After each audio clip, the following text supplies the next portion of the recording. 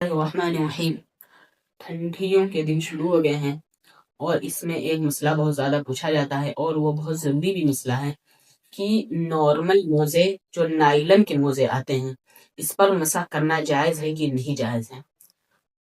تو ایک بات سن لیجئے کہ یہ جو نائلن یعنی وہ موزے جن کو پہن کر چلنا بھی ممکن نہ ہو، علماء کرام نے اس پر یہ لکھا ہوا ہے کہ اس پر مسح کرنا جائز نہیں ہے، اور اگر کوئی شخص اس پر مسح کر کے نماز پڑھے گا اس کی نماز نہیں ہوگی۔ رہا غیر مقلدین کا مسلک، تو غیر مقلدین کا مسلک اس مسئلے میں بہت کمزور ہے۔ خود غیر مقلد کے بڑے بڑے عالم احکم دلائل اور حوالہ بھی پیش کر سکتا ہے جنہوں نے خود اعتراف کیا ہے کہ جورب یعنی وہ جورب جو بالکل نائلن کے ہوں ان پر مسح کرنا جائز نہیں ہے۔